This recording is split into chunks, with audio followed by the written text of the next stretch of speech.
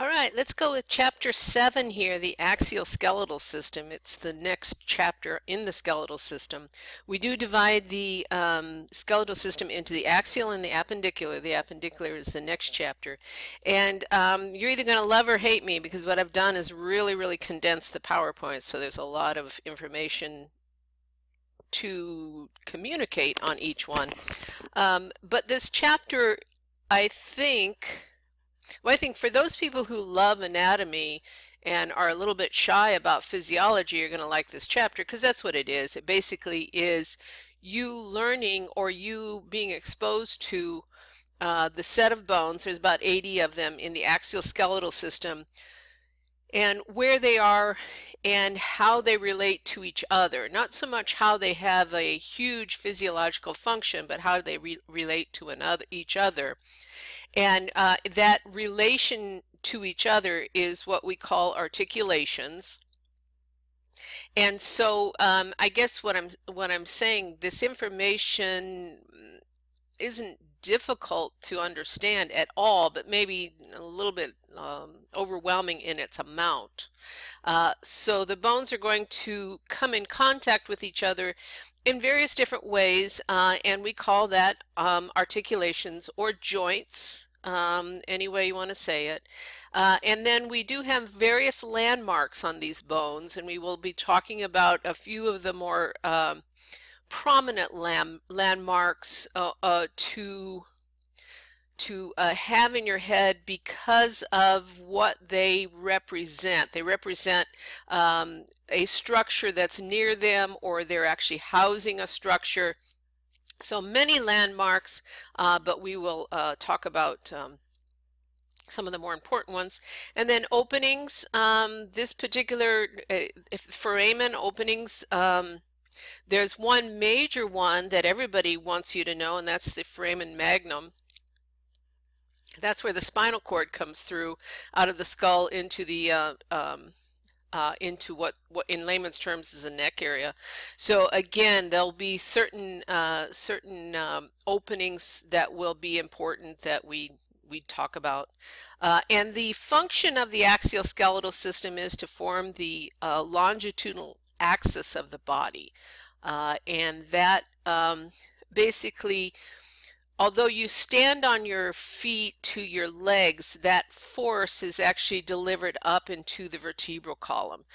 It's one reason why people have back issues, because the force of our weight-bearing load is actually transferred up into this axial skeletal system, which is the part that we're talking about in this particular chapter.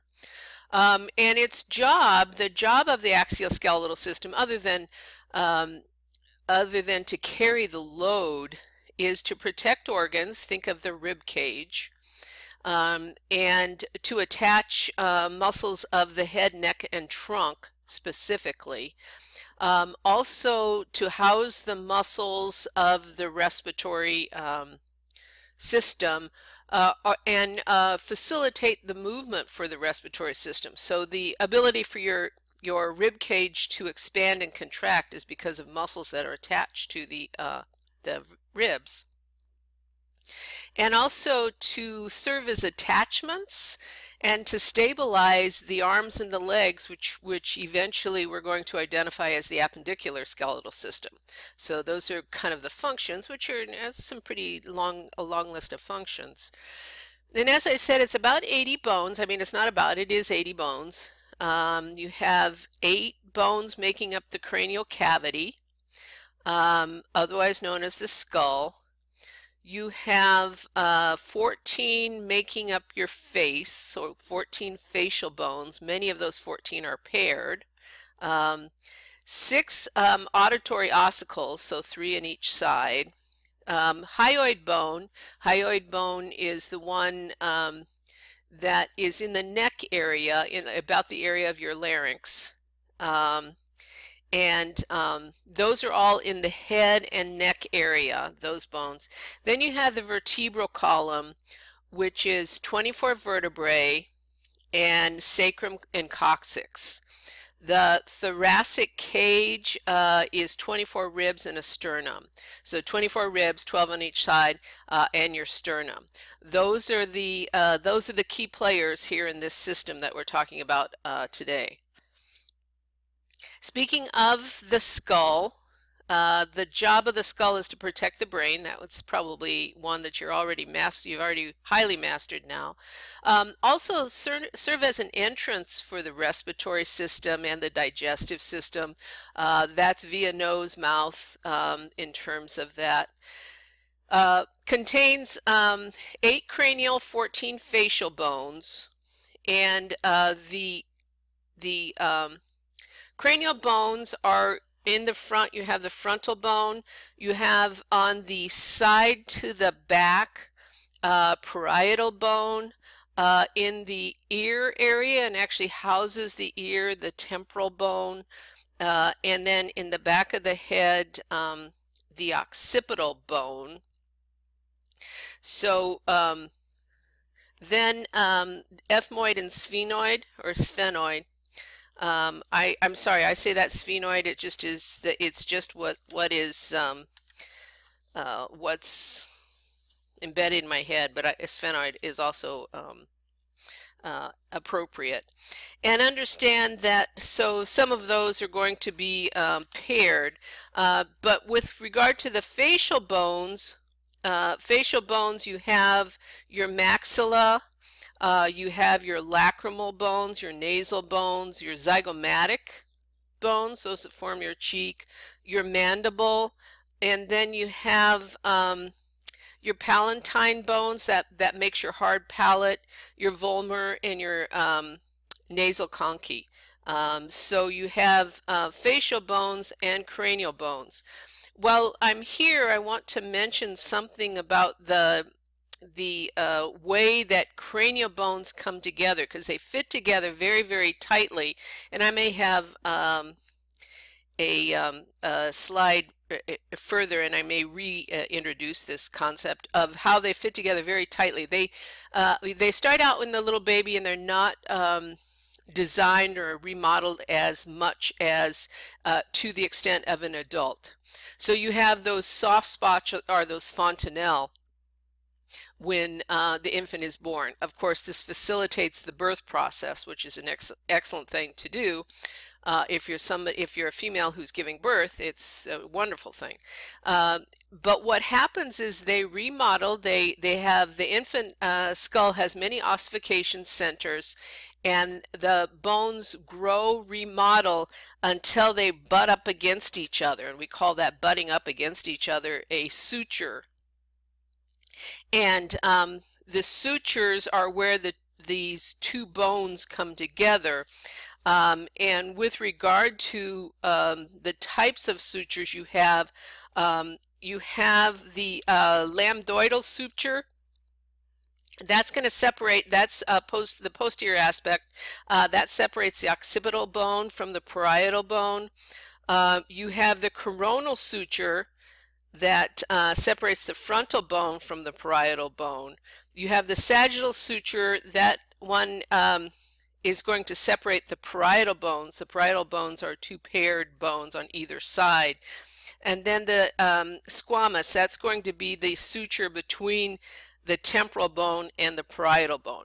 And what these are immovable joints where the bones are held close together by fibrous connective tissue. That's the idea behind the sutures. See if I have more pictures. Yeah, I knew I had more pictures of the skull. With regard to the facial bones are generally divided into superficial and deep. The superficial bones are the maxilla, and they are paired. So you have single and generally we talk about it, they're paired and fused, so the maxillary bones. The lacrimal, we think of that in relationship to the eye. Nasal bone, zygomatic cheeks, as I said, and mandible, lower jawbone.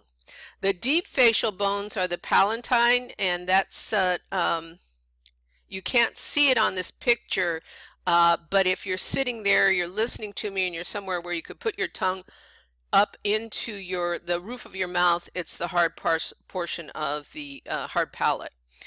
Inferior nasal and vomer. You have vomer is difficult, or we are not actually seeing the vomer on this image, but you do have, I didn't include all of the pictures here in this lecture teaching moment that I'm doing here. And then there's a repeat of the sutures.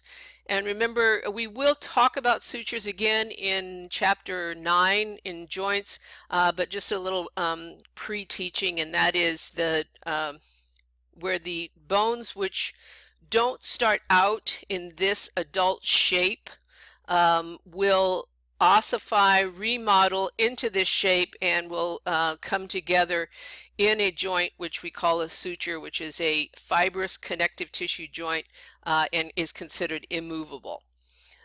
In the temporal bone houses the structure for the ear, and also several very prominent structures for muscle attachment, one of which being the styloid process, and then also the mastoid process.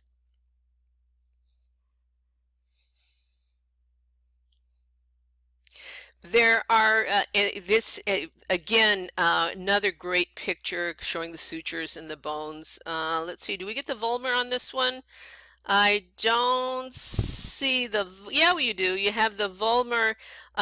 If you look on the left, second term from the bottom, you have that pointing to what's almost a kind of bluish line. That's the vomer, and that's, again, that's why it's difficult to see.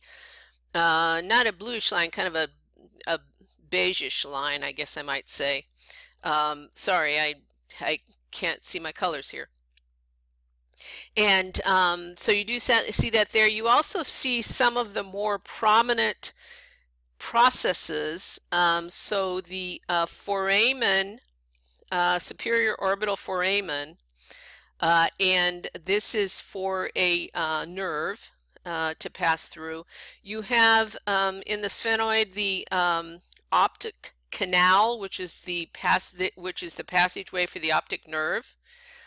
You also have the superior optical fissure, which is again is a passageway for a cranial nerve. The optic nerve is a cranial nerve.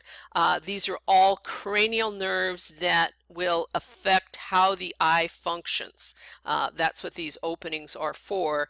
And then mental foramen, the one in the mandible, is a very prominent one for a nerve to pass through. Then this is looking at the skull from inferior to superior.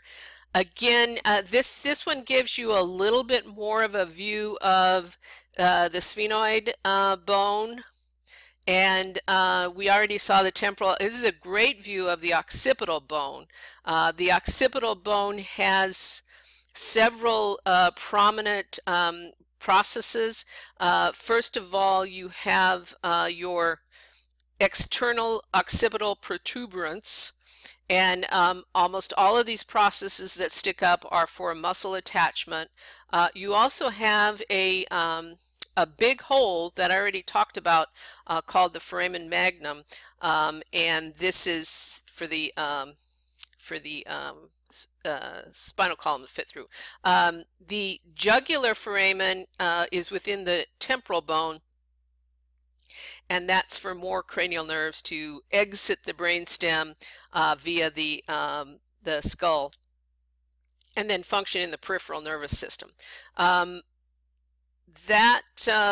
Those do become this actually is a pretty good view for those processes, as well as you can see the occipital condyles here on this view. And we will pick it up on the next teaching time.